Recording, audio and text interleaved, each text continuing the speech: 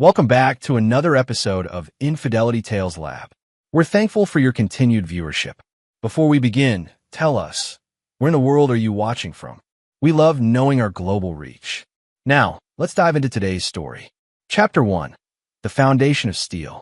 Reid Hoffman had built his life like he built everything else, methodically, deliberately, and with an unshakable foundation. At 42, he owned 7 restaurants across the tri-state area, each one a testament to his refusal to accept mediocrity. His hands, scarred from years of kitchen work before success found him, now signed contracts worth millions. But those same hands had once worked 18-hour days to put himself through culinary school while supporting a wife who complained about their one-bedroom apartment. Ashley had been 22 when they married, fresh from college with dreams of becoming an interior designer. Reid was 25, already showing the ruthless determination that would make him wealthy. He loved her with the intensity he applied to everything, completely, without reservation, expecting the same in return. For 15 years, he believed he had it. Their home in Westchester reflected their success. Reid had bought it cash after his third restaurant, Romano's, took off.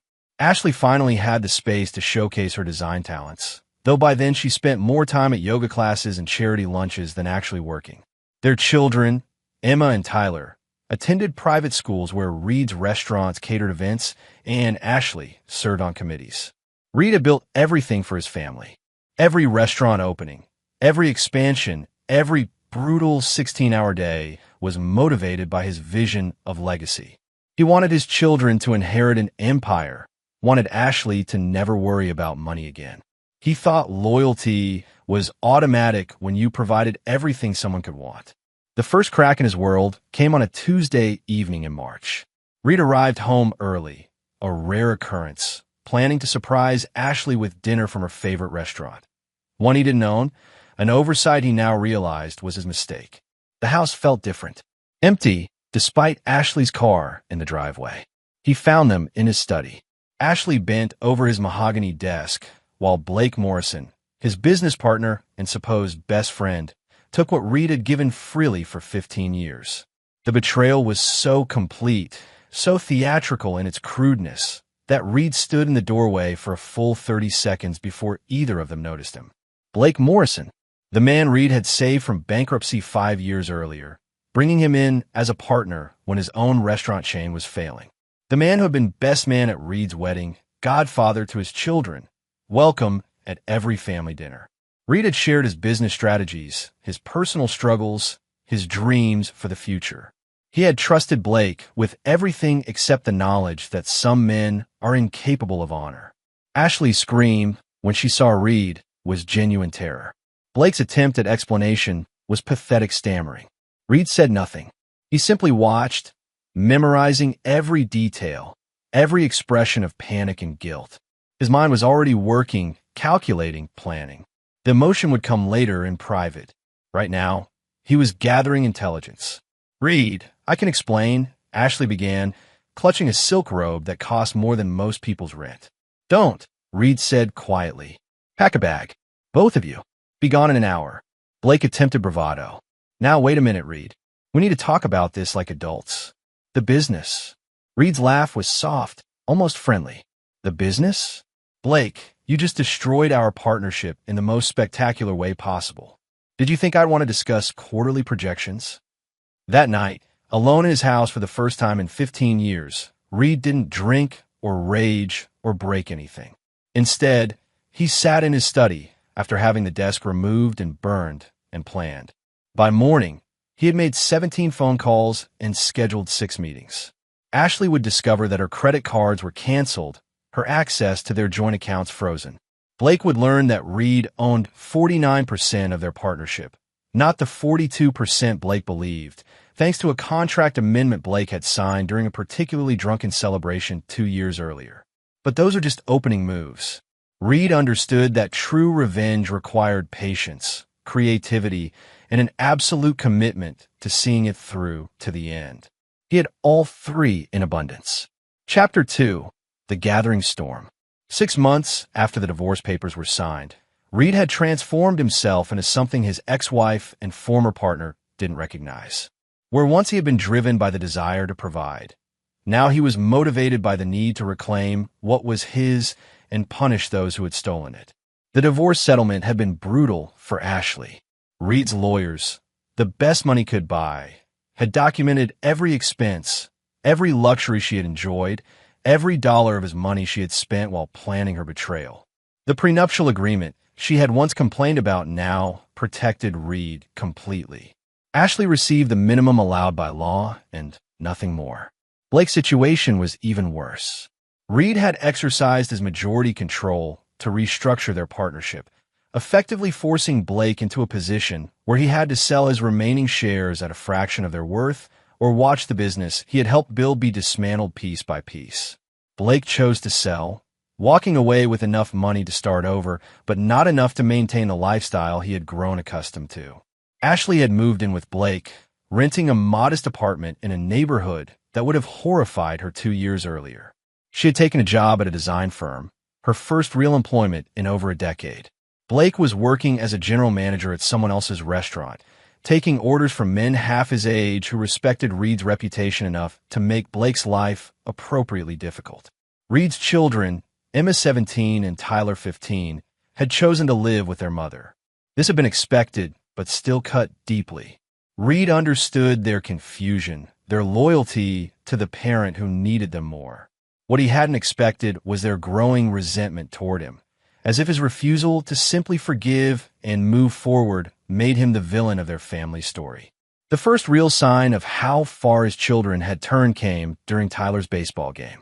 Reed had been attending every game since the divorce, sitting alone in the bleachers while Ashley and Blake sat with the other parents.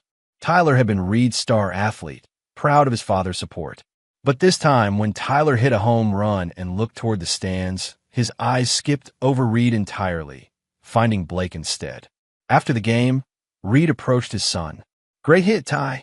That curveball would have fooled most players twice your age." Tyler's response was cold. "Blake's been helping me with my swing.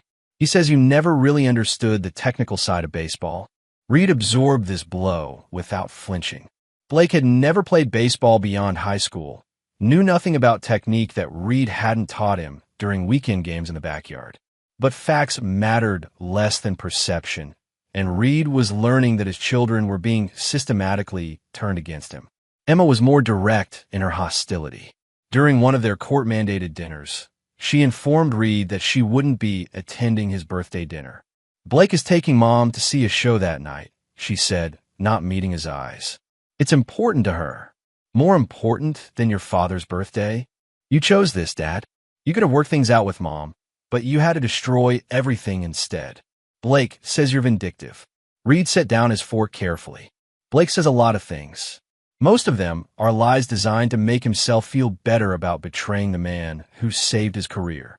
That's not how Mom tells it. I'm sure it isn't." Reed realized then that Blake and Ashley weren't content with their affair or even with the divorce. They were actively working to poison his children against him, to complete the theft by taking away the only thing Reed valued more than his business.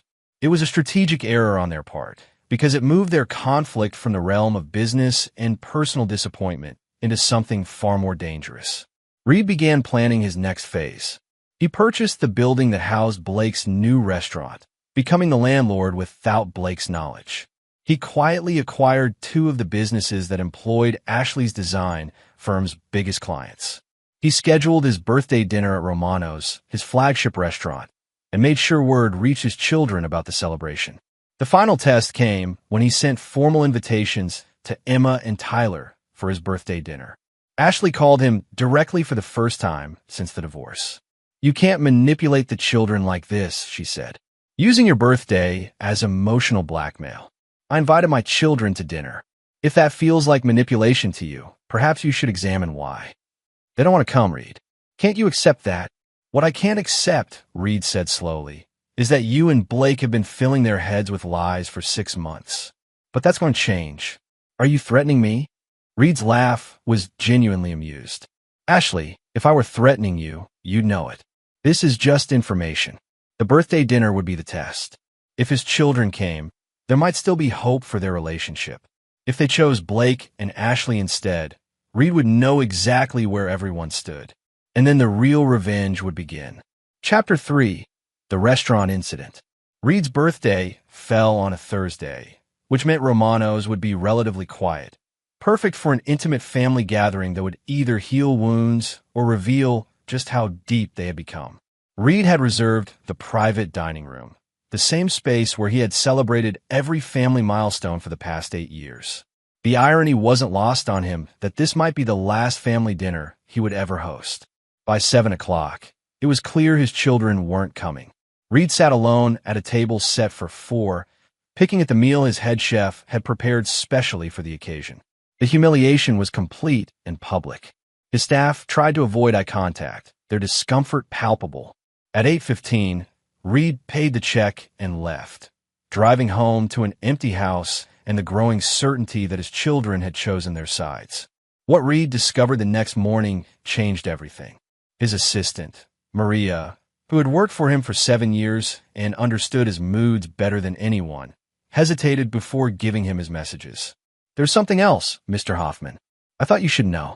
Last night, while you were at Romano's," she handed him a photograph taken on someone's phone, posted to social media by one of Ashley's friends.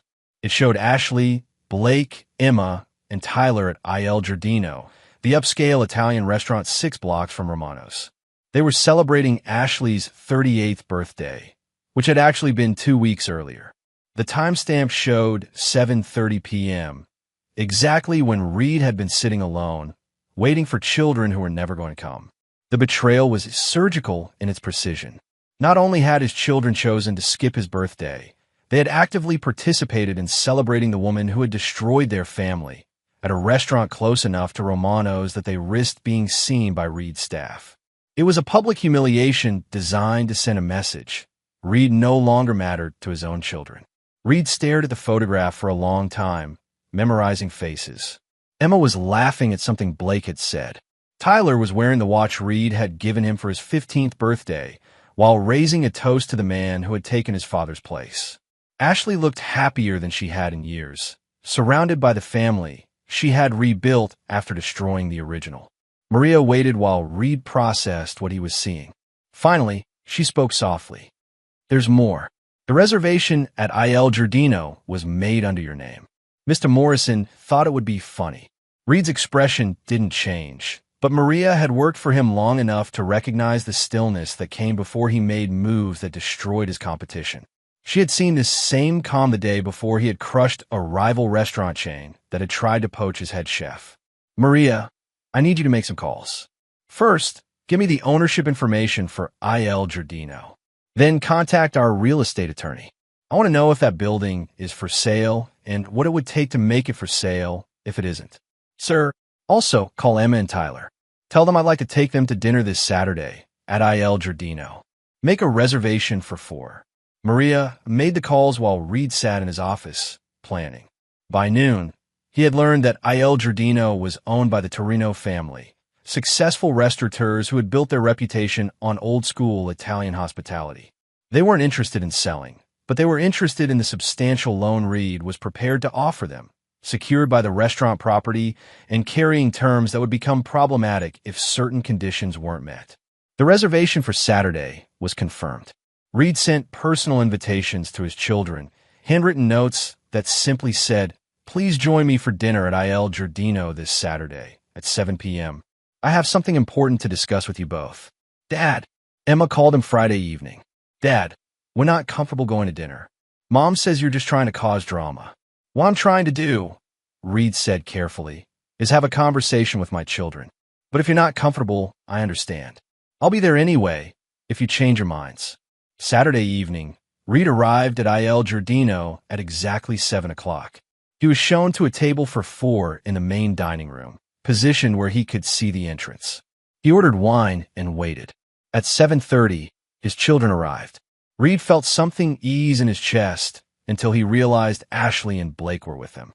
They approached the hostess station, and Reed watched his daughter gesture toward his table while speaking in an animated voice. The hostess approached Reed apologetically. "Mr. Hoffman, I'm sorry, but there seems to be some confusion.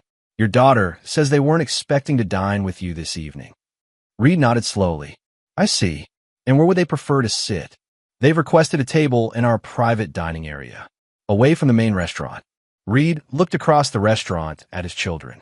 Emma was staring at him with something that looked like pity. Tyler wouldn't meet his eyes at all. Blake had his hand on Tyler's shoulder in a gesture that was clearly meant to be seen from Reed's table. Tell them, Reed said quietly, that's fine, but I'll be staying right here. What happened next will be talked about in restaurant circles for years. Reed pulled out his phone and made a single call. He spoke for less than 30 seconds, then hung up and calmly continued his dinner. 5 minutes later, the maitre d' approached the private dining room where his family was seated. Reed couldn't hear the conversation, but he watched the body language. First confusion, then protest, then anger. The maitre d' returned to Reed's table. Sir, they're asking to speak with you. Tell them I'm having dinner, Reed said. If they'd like to join me, they know where I'm sitting. Another 5 minutes passed. Then Blake approached Reed's table, his face flushed with anger. What the hell did you do, Reed? Reed looked up from his osso buco. I'm sorry, the reservation. They're saying our reservation has been canceled. By the owner. Reed took a sip of wine. That's unfortunate. Perhaps there was a misunderstanding. You did this. Somehow, you got our table canceled because you're having another one of your tantrums. Reed set down his wine glass. When he spoke, his voice was so quiet that Blake had to lean forward to hear him. Blake, let me be very clear about something. This isn't a tantrum. This is a lesson. You stole my wife, turned my children against me, and then used my name to make reservations at restaurants while celebrating my humiliation. Did you think there would be no consequences? You can't just. I could do anything I want, Reed interrupted. I own the note on this building as of this morning. Every table in this restaurant exists at my pleasure. Your reservation was canceled because I don't want you here. Your table, your meal, your evening, all of it ends when I say it ends. Blake's face went pale. The kids, Reed. Think about Emma and Tyler. Reed looked past Blake to where his children stood near the hostess station. Emma was crying now, finally understanding that her father wasn't the weak man she had thought him to be. Tyler looked confused and frightened. My children, Reed said, still speaking quietly, chose to humiliate me on my birthday. They chose to celebrate the woman who destroyed our family. They chose to treat the man who gave them everything like an embarrassment. Now, they get to live with the consequences of those choices. Reed stood up, leaving money on the table for his meal and a generous tip. As he walked past his children toward the exit, Emma grabbed his arm. Daddy, please. We didn't know. Reed looked down at his daughter, and for a moment, his expression softened. You didn't know, Emma. You knew exactly what you were doing. The only thing you didn't know was what I was capable of doing in return. He gently removed her hand from his arm. Some bills can't be paid with money. Tonight you learned what currency I accept for betrayal. Reed walked out of Il Giardino, leaving his family, standing in the entrance of a restaurant they could no longer afford to eat in, beginning to understand that the man they had dismissed was far more dangerous than they had ever imagined. Chapter 4. The Network Titans. The Monday morning after the restaurant incident marked the beginning of Reed's systematic campaign to demonstrate the difference between forgiveness and surrender. Word of what had happened at Il Giardino had already spread through the tight-knit community of restaurant owners and hospitality professionals. Reed's message was clear. He was not a man who accepted humiliation quietly. Reed's first stop was his lawyer's office. Margaret Shin had handled Reed's business affairs for 10 years, and she understood his approach to problem-solving. When Reed explained what he wanted, she raised an eyebrow but began taking notes. You want to purchase how many properties? 7. All buildings that house businesses Ashley or Blake frequent. I want to own their gym, Blake's apartment building, the boutique where Ashley shops, the coffee shop where she meets her book club, Tyler's batting cage facility, Emma's dance studio, and the building that houses Blake's current employer. Margaret looked up from her notes. Reed, this is going to cost you several $1 million. All to prove a point to your ex-wife and former partner. No, Reed corrected. All to control the environment where they exist. I want them to understand that every space they occupy, every service they use, every comfort they take for granted exists only because I allow it. And if they simply go somewhere else? Reed smiled. Then they'll discover that my influence extends further than they think. By Wednesday, Reed had purchased or gained controlling interest in 4 of the 7 properties.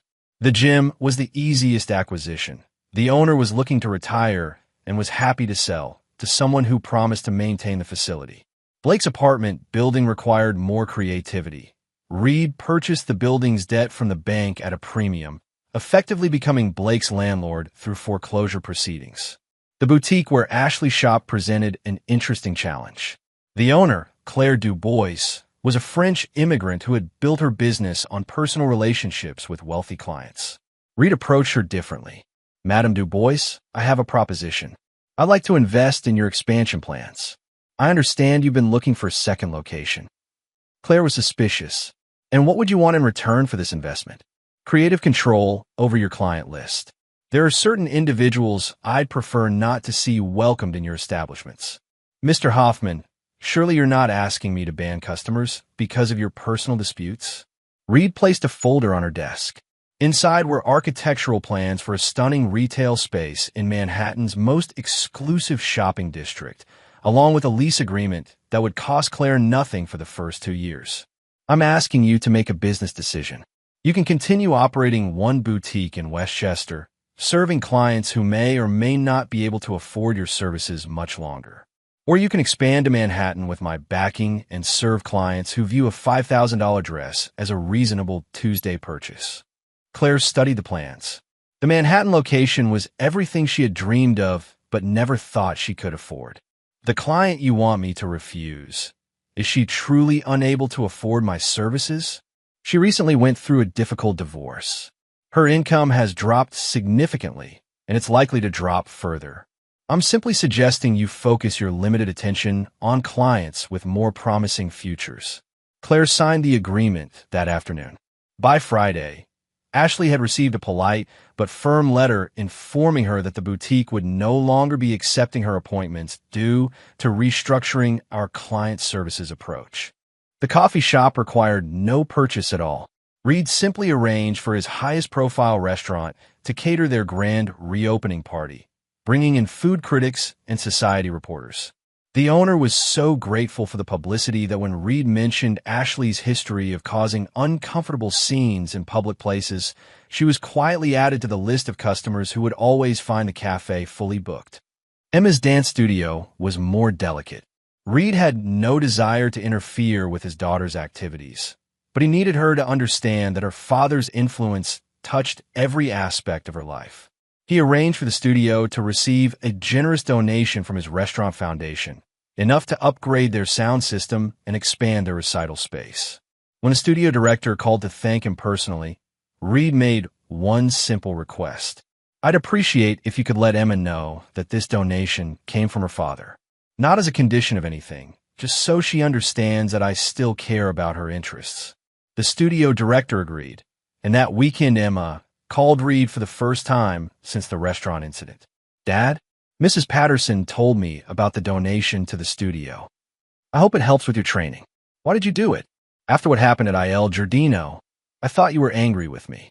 Reed sat in his home office, looking at the family photos he had never removed from his desk. "Emma, I'm disappointed in choices you've made, but I'm not angry with you. You're my daughter. My job is to make sure you have opportunities, whether you appreciate them or not." "I don't understand what's happening, Dad. Mom says you're trying to control us, but Blake says you're just showing off. What do you think?" Emma was quiet for a long moment. "I think you're doing things I didn't know you could do, and it's scary." "Good," Reed said gently. "It should be scary. When people betray someone who loves them, there should be consequences. Otherwise, betrayal becomes too easy. Are you going to forgive us?" Eventually, Reed looked at the photo of Emma's first dance recital when she was 7 years old and still believed her father could fix anything. "Some things can be forgiven, Emma, but trust, once broken, has to be rebuilt from scratch. The people who broke it have to want to rebuild it more than they want to justify why they broke it in the first place. And if we don't want to rebuild it, then you'll discover that having me as an enemy is much more expensive than having me as a father." After Emma hung up, Reed sat in his office planning the next phase of his campaign. Blake's employer, Meridian Restaurant Group, would be receiving an offer to sell their most profitable location by the end of the week. Ashley's design firm would soon lose their three biggest clients to firms Reed had quietly begun investing in. The goal wasn't just to make their lives difficult. Reed was creating a world where every comfort they enjoyed, every opportunity they pursued, every stability they took for granted was connected to him. They could choose to live in that world and accept his terms, or they could choose to leave that world entirely. But they would not be allowed to live in his world while treating him with disrespect. Reed understood that revenge was not a moment. It was a system, and his system was just beginning to operate. Chapter 5. The Pressure Mounts. 3 weeks after the Il Giardino incident, Ashley Peterson, she had reverted to her maiden name after the divorce, was beginning to understand that her ex-husband was not the predictable man she had grown tired of during their marriage. The Reed she had known was driven and successful, but also generous to a fault and incapable of holding grudges. This new version was calculating his moves with surgical precision, and every day brought fresh evidence of his reach. Ashley's morning routine had become an exercise in diminishing options. Her usual coffee shop was perpetually full despite visible empty tables. The boutique where she had shopped for over a decade had discontinued her client relationship with apologetic efficiency. Her yoga studio had mysteriously raised their membership fees to a level just beyond her budget, while offering existing members a grandfathered rate that somehow didn't apply to her. Most unsettling was her workplace situation. Ashley worked for Morrison Design Associates, no relation to Blake, despite the unfortunate name coincidence that Reed had undoubtedly noted. The firm had been thriving until 3 of their biggest clients had abruptly terminated their contracts, citing strategic realignment with other agencies. Without those accounts, MDA was struggling to meet payroll, and Ashley's position as their newest senior designer was looking increasingly precarious. Blake was facing even more direct pressure. Meridian Restaurant Group had sold the location where he worked to an anonymous buyer who had immediately brought in their own management team. Blake found himself demoted from general manager to assistant manager, taking orders from a 28-year-old who made no effort to hide his contempt for Blake's inexperience with real restaurant operations. Worse, Blake's apartment building had been purchased by a property management company that had immediately instituted new policies. Lease renewals now required employment verification, credit checks, and character references. Blake's lease was up for renewal in 6 weeks, and his references were limited to people who either worked for Reed or had been influenced by Reed's network. The psychological pressure was intensifying. Blake had started drinking more, staying out later, picking fights with Ashley over money and blame. Ashley was beginning to resent Blake's presence in their shared difficulties, especially since Blake's relationship with Emma and Tyler was becoming strained as the children witnessed the deterioration of their mother's circumstances. Tyler was the first to crack. He called Reed on a Tuesday evening, his voice careful and formal. "Dad, could we maybe have dinner sometime? Just us." "Of course. When would you like to meet? This weekend?" She's been stressed lately. About money and stuff. I thought maybe you could help." Reed felt a familiar tightness in his chest, the complicated mixture of love and disappointment that colored every interaction with his children now. "I can help with a lot of things, Tyler. But first we need to talk about respect.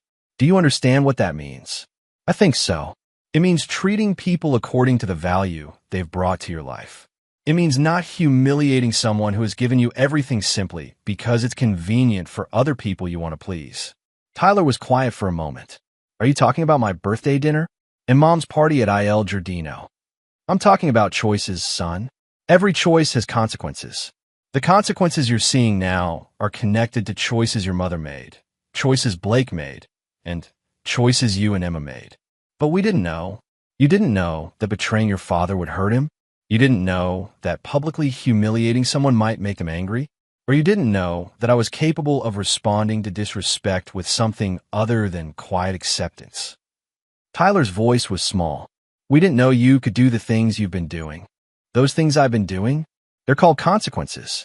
Every comfort your mother enjoyed during our marriage, every opportunity you and Emma have had, every security Blake enjoyed as my partner, All of that existed because I created it. When people take those gifts and use them against me, they discover that I can uncreate them just as easily. So if I'm respectful now, you'll stop? Reed paused. Tyler, this isn't a negotiation. I'm not going to stop because you need something from me. I might consider rebuilding our relationship if you genuinely understand what respect means and demonstrate it consistently over time.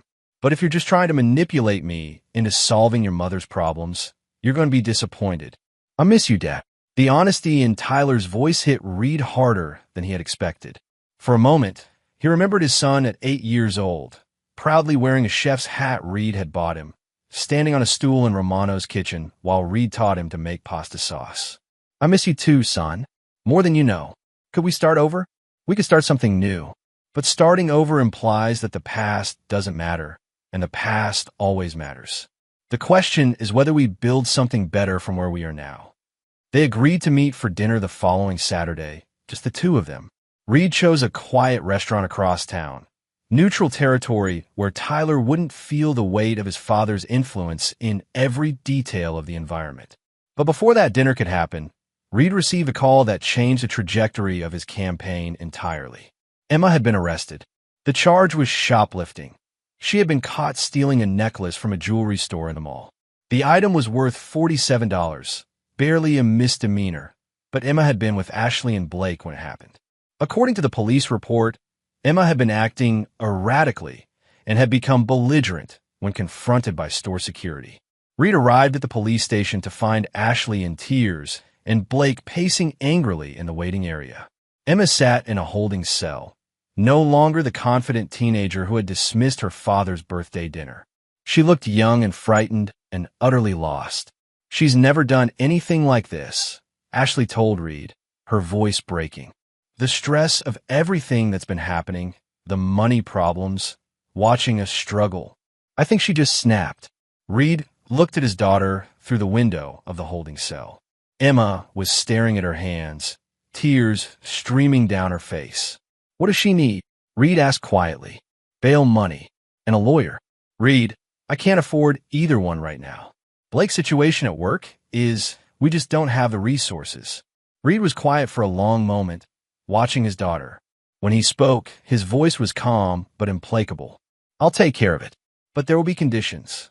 Anything, Ashley said immediately. Whatever you want. Reed turned to face her.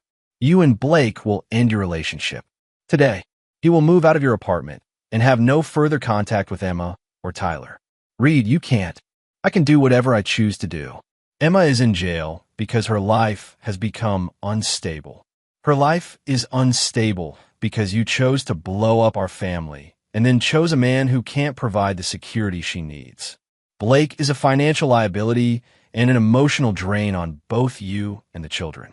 He goes, or Emma sits in that cell until her court date. Blake started to protest, but Reed's look stopped him cold. This isn't a discussion, Blake. This is a business transaction. I provide bail and legal representation.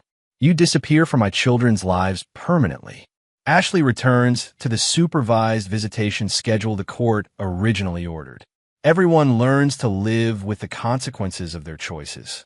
Ashley looked at Blake, tears still streaming down her face. Blake's expression was a mixture of rage and resignation. And if we agree to this? Ashley asked. Then Emma comes home tonight, and we begin rebuilding some version of a family structure that doesn't humiliate me or endanger my children. Reed was offering them a way back, not to forgiveness, but to a functional arrangement that served everyone's needs. The question was whether their pride would let them accept it. Looking at Emma through the holding cell window, Ashley realized that her pride was a luxury she could no longer afford. Chapter 6. The Breaking Point. Blake Morrison had been awake for 36 hours, staring at the eviction notice taped to his apartment door and trying to calculate how much money he needed to survive the next month. The notice was dated 3 days earlier, which meant it had been delivered while he was working the closing shift at Romano's East, the newest location of Reed's restaurant empire, where Blake now worked as a prep cook under a manager who called him the old man, despite Blake being only 39. The irony was suffocating. Blake was preparing vegetables in the kitchen of a restaurant owned by the man whose life he had destroyed, earning $12 an hour plus tips from servers who knew exactly who he was and treated him accordingly. The head chef, Rodriguez, had worked for Reed for 8 years and made no secret of his opinion about Blake's presence.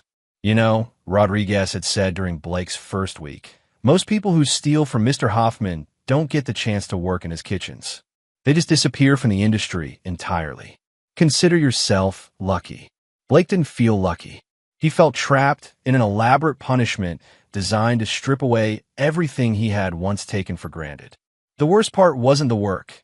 Blake had started his career in kitchens and understood hard labor. The worst part was the certainty that Reed was orchestrating every humiliation personally. The apartment eviction was the final straw. Blake had tried to find other housing, but his credit score had mysteriously plummeted after his partnership with Reed ended. Landlords who initially seemed interested would suddenly discover issues with his application. The few places that would consider him were either too expensive for his current income or located in neighborhoods where he would need to spend more on transportation than he could afford. Blake called Ashley for the 3rd time that morning. She finally answered on the 7th ring. "What do you want, Blake?" Ashley's tone had changed dramatically since Emma's arrest 2 weeks earlier. Reed had kept his word. Emma was home. The charges had been reduced to community service, and the family was functioning again. But the price had been Blake's complete removal from their lives. Ashley had chosen her children over their relationship, and Blake couldn't decide whether to respect her for it or hate her. "I'm being evicted.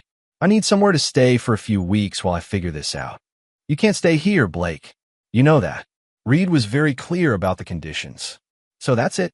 We spend 2 years together, and the minute things get difficult, you throw me away?" Ashley's laugh was bitter. "You want to talk about throwing people away? We destroyed Reed's life. We humiliated him in front of his children and his business associates. We stole 15 years of marriage and partnership and used it against him. Now you're surprised that there are consequences. You didn't seem to mind the consequences when you thought Reed was just going to quietly accept what we did. That's because I didn't understand who Reed really was. I thought he was weak. I thought his kindness meant he couldn't hurt us. I was wrong about everything." Blake could hear Tyler in the background, asking Ashley something about dinner plans. Normal family, sound from a life Blake was no longer part of. "Ashley, I'm about to be homeless. Doesn't that matter to you at all?" "Of course it matters. But my children matter more." Emma is seeing a therapist now, trying to understand why she thought shoplifting was a solution to stress. Tyler is having dinner with his father every week, trying to rebuild their relationship. "My family is healing, Blake. I'm not going to risk that for anyone." Blake hung up without saying goodbye. He sat in his nearly empty apartment. He had sold most of his furniture to pay rent and tried to figure out what Reed wanted from him. The systematic destruction of Blake's life was too thorough to be mere revenge. Reed was building towards something, and Blake was beginning to suspect that his complete humiliation was just the opening act. Blake's phone rang. The caller ID showed a number he didn't recognize, but when he answered, Reed's voice was unmistakable. "Good morning, Blake. I understand you're having housing difficulties. How did you—" Blake started, then stopped. "What do you want, Reed? I want to offer you a solution. I own several residential properties. I could arrange for you to rent a room in one of them. Why would you help me? Because I want something from you, and because I think you're finally ready to understand the position you're in." Blake closed his eyes. "What do you want?" "I want you to disappear. Completely. I want you to leave the state, change your phone number, and never contact Ashley or my children again. In exchange, I'll give you enough money to start over somewhere else. Clean slate. No further harassment from me or my associates." "How much money?" "Enough to rent an apartment, buy a car, and live modestly for 6 months while you find work. Probably around $40,000. Blake was quiet for a long moment. $40,000 was more money than he would make in 2 years at Romano's East, and it represented genuine freedom from Reed's systematic campaign of humiliation. "And if I don't take your offer, then you continue living in the world I've created for you. You work in my kitchen for as long as I allow it. You live wherever you can afford to live, which will be nowhere pleasant. You watch Ashley and my children rebuild their lives while you remain a cautionary tale about the price of betrayal." "This is insane, Reed. You're destroying people's lives over a marriage that was already broken. Reed's voice hardened. Our marriage wasn't broken, Blake. You broke it. You took something that wasn't yours and convinced yourself you deserved it. Ashley was my wife. My home was where you violated my trust. My children were who you tried to replace me with. Nothing about this situation is equal. You're the thief. I'm the victim. The only thing insane is that you think you should be able to steal from me without consequences. Blake looked around his empty apartment, considering his options. He could take Reed's money and disappear, starting over in a place where Reed's influence couldn't reach him. Or he could stay and continue enduring the systematic destruction of everything he had once valued about his life. If I take the money and leave, do you promise to stop punishing Ashley and the kids? Ashley and my children are my family. How I handle my family relationships is none of your concern. But they'll be better off without your influence, which benefits everyone involved. Blake realized that Reed was right about one thing. Ashley and the children were better off without him. His presence in their lives had made them targets for Reed's revenge. His attempts to replace Reed as a father figure had only highlighted how much the children missed their real father. His relationship with Ashley had been built on the destruction of something better, and everyone involved was paying the price. 40,000, Blake said finally. And you guarantee that I can start over somewhere else without interference. 40,000, Reed confirmed, plus a non-disclosure agreement that prevents you from ever discussing our business relationship or my family with anyone. In exchange, you disappear and stay disappeared. You have until Sunday to decide. If you agree, you'll receive the money Monday morning and have until the following Friday to leave the state. If you don't agree, the eviction proceeds as scheduled, and my patience for your presence in my city ends permanently. Reed hung up without waiting for Blake's answer. Blake sat in his apartment, understanding that this was his last chance to salvage anything from the wreckage of his life. Reed was offering him an exit that preserved some dignity and provided genuine opportunity to rebuild. But taking the money would mean admitting that Reed had won completely. It would mean accepting that his affair with Ashley, his attempt to build a life with Reed's family, and his belief that Reed was too weak to fight back had all been catastrophic miscalculations. Blake had until Sunday to decide whether his pride was worth more than his future. Chapter 7. The Final Reckoning. Sunday evening arrived with a weight of finality that Reed had been building toward for months. Blake had called that morning to accept the offer, $40,000 in exchange for complete disappearance from Reed's world. The money transfer was scheduled for Monday, with Blake's departure deadline set for the following Friday. Reed felt no satisfaction in Blake's surrender, only the cool relief of a problem finally being solved. Ashley had requested a meeting for Sunday night, asking Reed to come to her apartment after the children were asleep. When Reed arrived, he found Ashley waiting with coffee and the careful posture of someone who understood they were negotiating from a position of weakness. "Blake's leaving," she said without preamble. "He told me about your offer." Reed sat across from her in the modest living room that was such a stark contrast to the home they had once shared. "Good. That's one less complication for everyone involved." "Reed, I need to ask you something. I need you to be honest with me." "I'm always honest with you, Ashley. That was never our problem." Ashley's laugh was hollow. "Our problem was that I stopped being honest with you. About what I wanted, about what I needed, about how I felt about our marriage." Reed waited, understanding that Ashley was building towards something that required careful handling. "If Blake leaves, if I prove that I can prioritize our children's needs over my own wants, is there any chance for us? Not necessarily as husband and wife, but as partners in raising Emma and Tyler." Reed studied Ashley's face, seeing genuine vulnerability for the first time since their divorce. She looked older than her 38 years, worn down by months of financial stress and the psychological pressure of Reed's systematic campaign against her choices. "Partnership requires trust, Ashley. Trust requires accountability. Are you prepared to be accountable for what you've done to our family? I destroyed our marriage. I turned our children against you. I brought a man into our lives who never should have had access to Emma and Tyler. I humiliated you publicly and convinced myself that you deserved it." Ashley's voice was steady, but tears were running down her face. I was selfish and cruel and cowardly. And I'm sorry. Reed felt the familiar tension between his desire to protect his children and his absolute refusal to be vulnerable to Ashley's betrayal again. Apologies are important, but they don't rebuild trust. Trust requires changed behavior over time. Are you willing to accept a relationship where you have limited autonomy and I have final authority over decisions that affect our children? What does that look like? Joint custody returns to the supervised schedule the court originally ordered. You live in a home I provide and can afford, in a neighborhood where Emma and Tyler can maintain stability. You work in a position that provides you with independence, but doesn't give you the resources to make choices that endanger our children's security. Ashley absorbed this carefully. You want me dependent on you.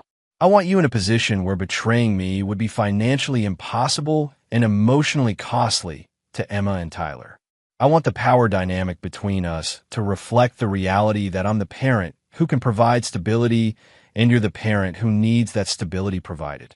And if I agree to this arrangement, our children get their father back. Our children get the father they chose to reject when they thought I was powerless to respond. They'll have to rebuild trust with me, just like you will. But yes, they get the opportunity to have a relationship with me that doesn't involve choosing sides. Ashley was quiet for several minutes, considering the terms Reed was offering. Finally, she spoke. There's something else you need to know. About why I had the affair. About why I convinced myself our marriage was broken. Reed waited, sensing that Ashley was about to provide the explanation he had never received. I was pregnant. 2 years ago. We had talked about having another child, but when it actually happened, I panicked. We were already so busy with the restaurants and Emma's activities and Tyler's sports. I felt like I was disappearing into being just a mother and a businessman's wife. So I terminated the pregnancy without telling you. Reed felt something cold settle in his chest. You killed our child without discussing it with me. I told myself it wasn't a child yet. Just a pregnancy. Just a problem I could solve by myself. Ashley's voice was barely a whisper. But afterward, I felt so guilty, and I felt so distant from you. Every time you touched me, I thought about what I had done. Every time you talked about our family, I felt like a fraud. So you had an affair. I convinced myself that our marriage was already over, that you didn't really love me, just the idea of me. Blake made me feel like someone worth wanting, not just someone whose job was to provide you with a family and a home. Reed stood up, walking to the window that overlooked the parking lot of Ashley's apartment complex. He could see Blake's car in the parking lot, already loaded with the possessions Blake would take with him when he left town on Friday. You killed our child because you were afraid of being ordinary. Then you destroyed our marriage because you felt guilty about killing our child. Then you turned our living children against me because you needed them to validate your choice to destroy our family. Yes, Reed turned back to face Ashley. And now you want me to trust you with our children's welfare. I want you to let me prove that I can be the mother Emma and Tyler deserve, even if I can never be the wife you deserved. Reed considered this for a long time. Ashley had finally provided the complete truth about her betrayal, including the part that made her actions unforgivable. She had made a choice about their family's future without including him, then compounded that choice with increasingly destructive decisions that had hurt everyone involved. But Emma and Tyler needed their mother. Not the mother Ashley had been during their marriage, and not the mother she had been during her relationship with Blake, but some version of Ashley that could provide stability and love without the capacity for further betrayal. Here are my terms, Reed said finally. You move into the house on Maple Street. I own it, and it's in the school district Emma and Tyler need. You work for Morrison Design Associates, but their 3 biggest clients will be companies I have investment relationships with. Your income will be sufficient for independence, but not sufficient for making choices that endanger our children's security. Blake leaves town permanently, and you have no contact with him after Friday. You attend family therapy with Emma and Tyler to address the damage your choices have caused. And you accept that any future relationship you have with a man requires my approval. Ashley stared at him. You want veto power over my dating life. I want assurance that you won't bring another Blake Morrison into my children's lives. The man who shares your bed has access to my son and daughter. I will not allow that access to be granted to someone who hasn't been vetted by the person responsible for their safety. And in exchange, our children get to grow up with both parents available to them. You get to rebuild your relationship with Emma and Tyler. And I get the peace of mind that comes from knowing you can't betray our family again because you don't have the resources or opportunity to do so. Ashley nodded slowly. When do we start? We started months ago. This conversation is just you finally understanding the terms you've been living under. Reed left Ashley's apartment with the satisfaction of having solved the final piece of his revenge puzzle. Blake would disappear. Ashley would accept a subordinate role in their children's lives, and Emma and Tyler would learn that betraying their father came with consequences that reshaped their entire world.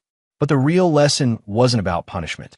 The real lesson was about power, who had it, how it was used, and what happened when people mistook kindness for weakness.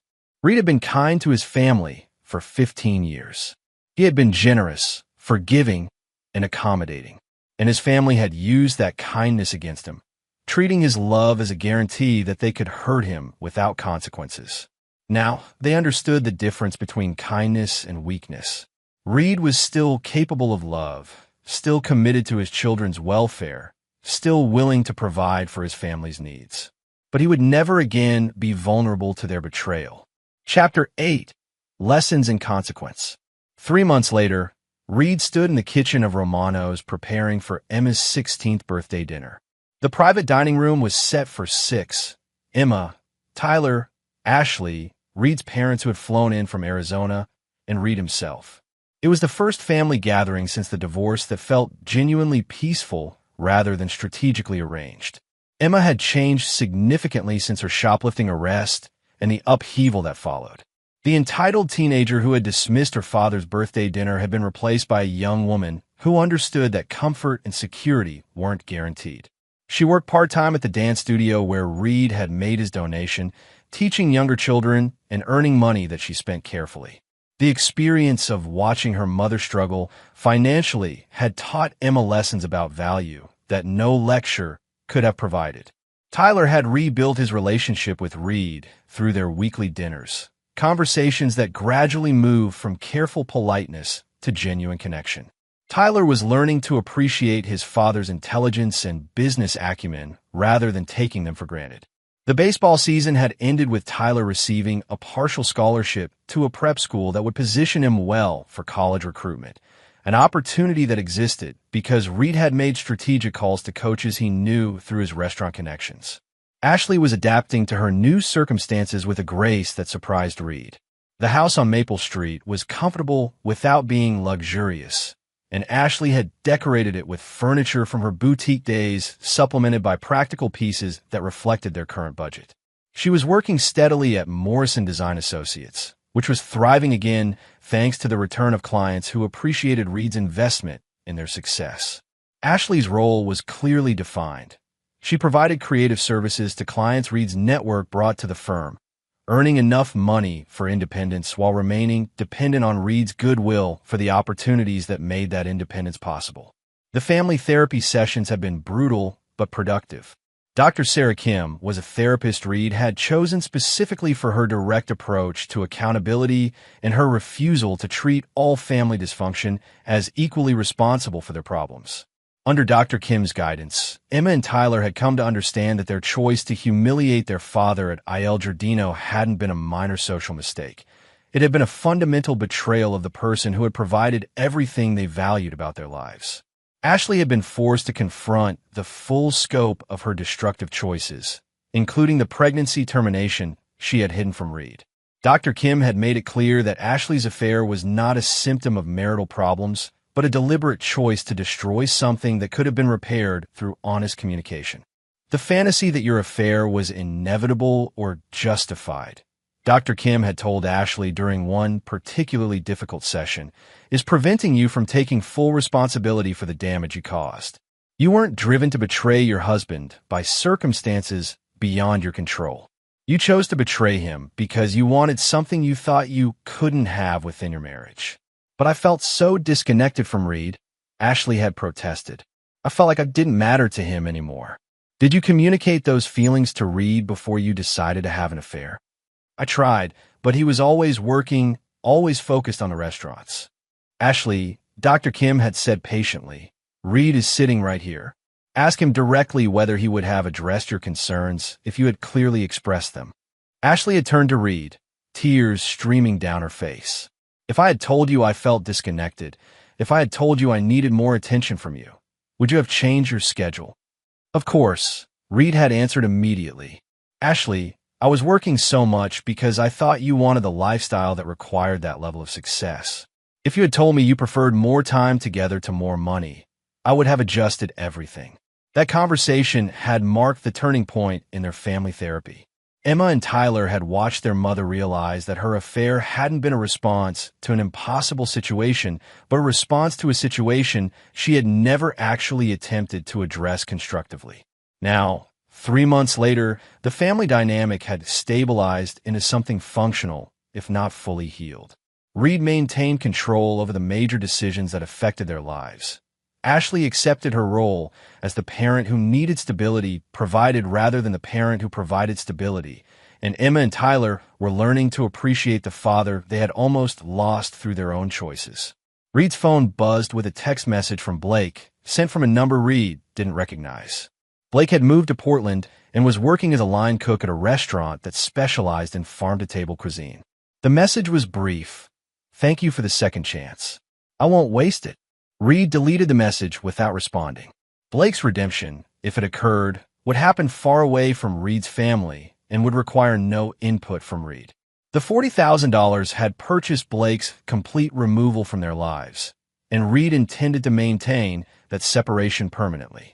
Emma appeared in the kitchen doorway, wearing the dress Reed had bought her for the occasion. A sophisticated but age-appropriate outfit that reflected their current financial reality without suggesting poverty. Dad, the cake looks amazing. Did you make it yourself? Reed had indeed made Emma's birthday cake, a skill he had learned during his early restaurant days, but had rarely used once he could afford professional pastry chefs. I wanted this dinner to be personal, Reed said. Your 16th birthday deserves something I made specifically for you. Emma hugged him, and Reed felt the genuine affection that had been missing from their relationship for so long. Dad, I know I haven't said this directly, but I'm sorry. About your birthday dinner, about choosing Blake over you, about not understanding what you meant to our family until it was almost too late. Reed held his daughter, remembering the little girl who used to help him prep vegetables on Sunday afternoons while Ashley read design magazines in the dining room. What matters now is what we build going forward, Emma. The past taught us important lessons, but it doesn't have to define our future. Are you happy with how everything turned out? Reed considered the question carefully. His marriage was over. His family had been restructured around his authority rather than mutual love, and his relationships with his children were based on their understanding of consequences rather than unconditional trust. I'm satisfied, Reed said finally, which is different from happy, but it's enough. Our family is functional now. Everyone understands their role and responsibilities. You and Tyler are getting opportunities to succeed. Your mother is learning to make better choices. That's more than many families achieve. Do you think you'll ever forgive Mom? Really forgive her? Reed looked through the kitchen window toward the dining room, where Ashley was setting the table while Tyler arranged flowers Reed had brought from Romano's garden. Forgiveness isn't the right concept for what happened to our family, Emma. Your mother made choices that changed who she was and who I could be in relationship to her. I can't forgive those choices because they created permanent changes that can't be undone. But I can work with who she is now to provide you and Tyler with the stability you need. And us? Do you forgive Tyler and me? Reed turned to face his daughter directly. You and Tyler are still becoming who you're going to be. The choices you made were hurtful, but they were also learning experiences. If you continue demonstrating that you've learned from those experiences, we'll continue building a stronger relationship. Emma nodded, understanding that her father's love for her was secure, but that his trust still needed to be earned through consistent behavior over time. I want to be someone you can be proud of, Emma said. Then be someone who treats loyalty as sacred, who understands that actions have consequences, and who never takes for granted the people who sacrifice for your benefit. Reed replied. If you can do that, I will always be proud of you." As they prepared to join the rest of the family for dinner, Reed reflected on the strange satisfaction of having rebuilt his family according to his own terms rather than accepting its destruction according to someone else's choices. This wasn't the life he had planned, but it was a life where his value was recognized, his authority was respected, and his love was earned rather than assumed. For Reed Hoffman, that was enough. Chapter 9. The New Order. 1 year after the Il Giardino incident, Reed stood in the main dining room of his newest restaurant, Hoffman's Legacy, watching Emma and Tyler serve as hosts for the grand opening celebration. Emma, now 17, moved through the crowd with the poise of someone who understood hospitality as both service and power. Tyler, 16 and considerably more mature than his age suggested, was explaining the restaurant's concept to food critics with an intelligence that made Reed proud. Ashley worked the room as well, but in a different capacity. She was there as the interior designer who had created the space, introduced to guests as the talented woman responsible for Legacy's stunning aesthetic. Her work on the restaurant had been exceptional, combining her artistic skills with a practical understanding of restaurant operations that she had gained through her relationship with Reed. The difference was that now she was credited as a professional contributor rather than simply as Reed's wife. The past year had solidified the new structure of their family. Ashley had proven herself capable of responsible decision-making within the boundaries Reed had established. She was dating someone, a doctor named Michael Stevens, whom Reed had approved after a thorough background check and several carefully arranged social encounters. Michael understood Ashley's complicated family situation and respected Reed's role as the primary authority in Emma and Tyler's lives. Emma and Tyler had both thrived under the structured expectations Reed had established. Emma was finishing her junior year with grades that would position her for admission to competitive colleges, while also working part-time and learning to manage money responsibly. Tyler was excelling academically and athletically, but more importantly, he was developing the kind of character that Reed valued: loyalty, work ethic, and respect for the people who had earned it. The restaurant itself was Reed's statement about the lessons the past year had taught his family. Hoffman's Legacy was designed to be exactly what the name suggested: a place that would endure because it was built on solid principles rather than sentimental assumptions. The staff were people Reed had carefully selected for competence and integrity. The menu featured dishes that Reed had perfected over 20 years in the industry. The location was one Reed had purchased outright, ensuring that no one could ever force him out of a space he had created. But the real legacy Reed was building wasn't the restaurant or the business empire. It was the version of his family that had emerged from the destruction of their original structure. Emma and Tyler were learning to be adults who understood that love and loyalty required demonstration, not just declaration. Ashley was learning to be a partner who contributed value rather than simply consuming it. Reed had learned to be a father and leader who was respected for his strength rather than taken for granted for his generosity. The evening celebration was interrupted by a familiar face Reed hadn't expected to see. Blake Morrison stood at the host station, speaking quietly with Emma. Reed approached them, curious about what Blake could possibly want after a year of silence. "Mr. Morrison," Reed said formally, "this is unexpected." Blake looked older than his 40 years, but healthier than he had been during the final months of his time in Reed City. His clothes were clean and well-fitted, suggesting that he had found some measure of success in Portland. "Reed, I wanted to congratulate you on a new restaurant, and to thank Emma for agreeing to speak with me." Emma looked between the two men, clearly uncomfortable, but handling the situation with more maturity than Reed would have expected from her a year earlier. "Blake wanted to apologize," Emma explained, "to our whole family for the damage he caused." Reed studied Blake's face, looking for signs of manipulation or self-interest. What he saw instead was genuine regret and the kind of humility that usually only came from extended suffering. "I don't need an apology from you, Blake. What happened between us was resolved when you accepted my offer to leave town." "I know," Blake said. "This isn't about what you need. It's about what I need to say to finish becoming a better person than I was when I knew you." Reed gestured toward a quiet corner of the restaurant where they could speak privately.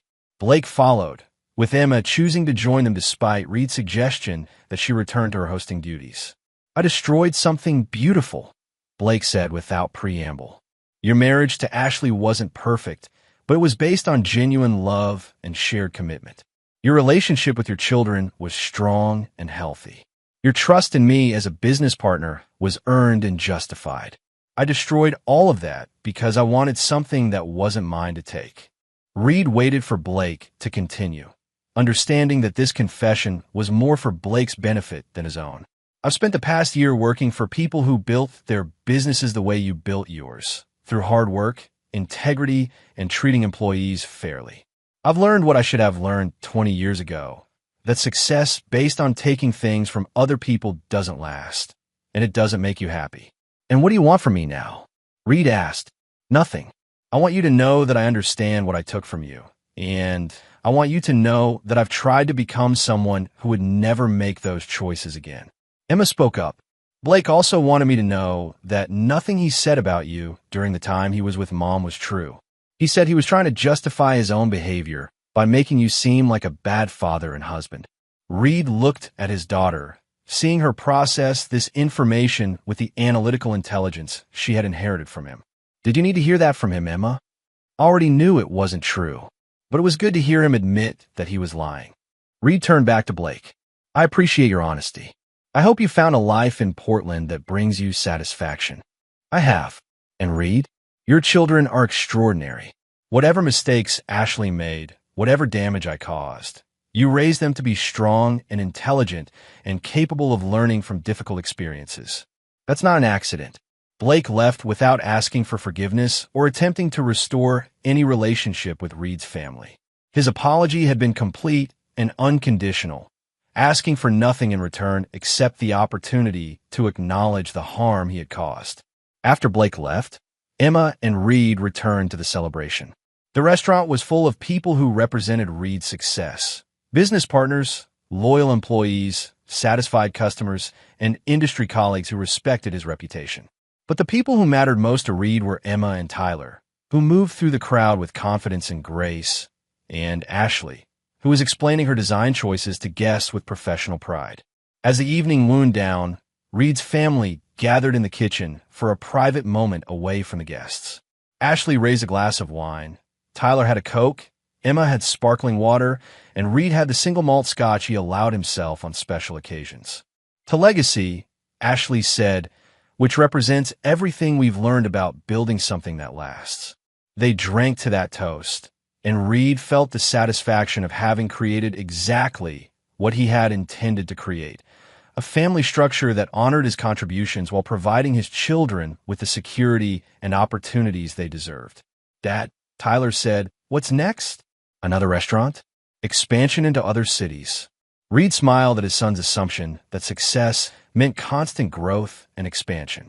"What's next is making sure that everything we've built continues to work the way it's supposed to work." Legacy isn't just the name of a restaurant, Tyler. It's a commitment to maintaining the standards that created our success. "And what standards are those?" Emma asked. Reed looked at his children, seeing the adults they were becoming and feeling confident that they understood the lessons their family's crisis had taught them. Loyalty must be earned and demonstrated. Trust must be rebuilt through consistent behavior over time. Love without accountability becomes entitlement. And actions always have consequences, even when those consequences take time to develop. Reed's family had been destroyed by betrayal and rebuilt through the systematic application of consequences. The new version was more honest, more functional, and more sustainable than the original. Everyone understood their role, everyone appreciated what they had been given, and everyone knew what they stood to lose if they violated the trust that held their family together. Reed Hoffman had lost a marriage based on false assumptions about unconditional love and found a family based on accurate assumptions about earned loyalty. He had transformed betrayal into opportunity, weakness into strength, and chaos into order. Most importantly, he had taught his children that some people could be counted on to respond to disrespect with strength rather than surrender. In a world where many young people learned that actions didn't have consequences, Emma and Tyler had learned that consequences were inevitable. They just sometimes took longer to arrive than people expected. Reed's legacy wasn't just the restaurants he had built or the business success he had achieved. His legacy was a family that understood the difference between love and weakness, between forgiveness and enabling, and between kindness and surrender. As Reed locked up Hoffman's legacy that night, he reflected on the fact that some bills truly couldn't be paid with money. The bill for betraying someone who loved you could only be paid with consequences that change your life permanently. The bill for taking loyalty for granted could only be paid with the loss of that loyalty until it was earned again through consistent demonstration of worthiness. Reed had collected on those debts in full, and in doing so, he had created something better than what had been destroyed. His family now functioned according to principles that would protect them from the kind of destruction that had once threatened to eliminate everything Reed valued. The price of betrayal had been paid by the people who chose betrayal. The reward for learning from that betrayal belonged to the people who had been strong enough to demand accountability and patient enough to rebuild on a foundation of truth rather than hope. Reed Hoffman drove home to his house, where his children were waiting to tell him about the conversations they had had with guests, where Ashley would update him on the positive feedback about her design work, and where everyone understood that their security and happiness depended on treating each other with the respect that had been earned through surviving the consequences of its absence. It was not the life Reed had originally planned, but it was the life he had chosen to create from the wreckage of what betrayal had destroyed. And it was enough. And there you have it. Another story comes to an end. What did you think? I'd love to hear your thoughts in the comments below. If you enjoy this story, consider joining our community by subscribing. It means the world to us. For more stories like this one, check out the recommended videos on screen. And I'll see you there.